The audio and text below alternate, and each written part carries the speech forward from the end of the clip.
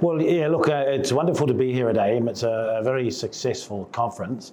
New Zealand and the UAE signed a trade agreement and an investment agreement earlier this year. And so this is the very first time New Zealand has been represented and come to AIM. It's been very useful and worthwhile so far, and I look forward to my contribution and support of my very good friend, Dr. Thani, who has built a very strong relationship between New Zealand and the UAE. Well, for the second quarter, we're waiting for the figures to come in, but we know that towards the end of last year, two-way trade grew. It's about $400 million over that quarter, which is an increase from previously.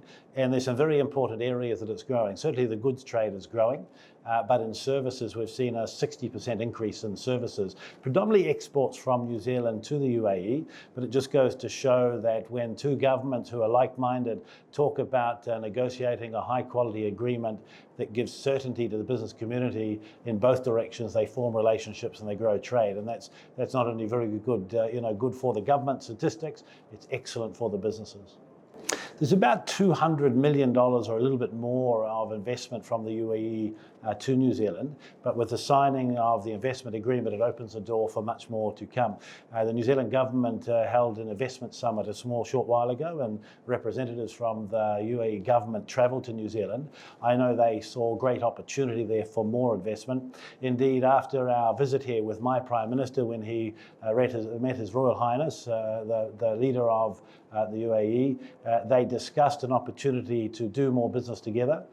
The two leaders decided they wanted more investment in both directions, and as a result, the Prime Minister of New Zealand appointed me, not only Minister of Trade, but also added Minister of Investment. And so the reason I'm here this week at the AIM conference is to make sure that we meet as many people as we can and talk about the significant opportunity there is for investment in New Zealand, from infrastructure to businesses to the private sector, across the board, a lot more that can be done.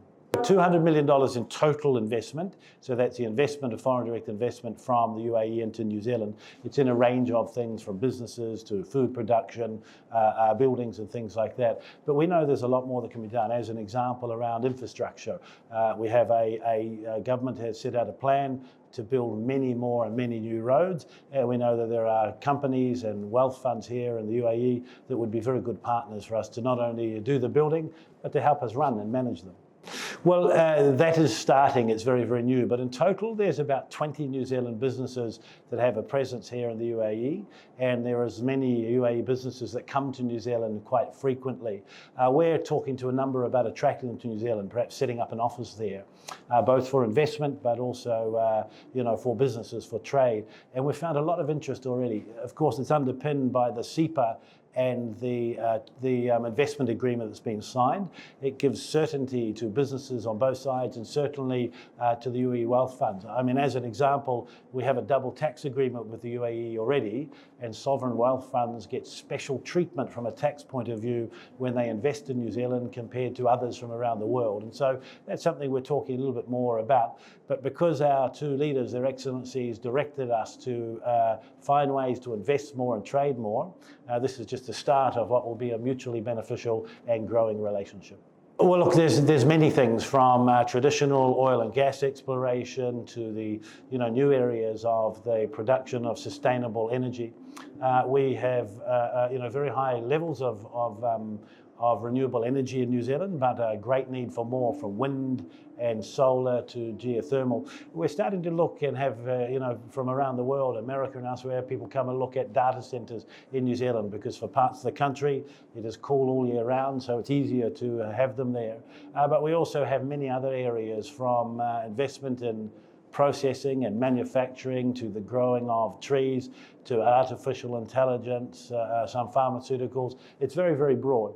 The New Zealand government has sent a very clear signal to the world. We are open for business and we welcome investment. And if it's good for New Zealand and good for New Zealanders, we'll be saying yes. In the UAE, we have a great partner. We want to bring much more investment to New Zealand from the UAE, so we can not only grow that relationship, we can deliver on the commitment our two leaders made of investing more and trading more.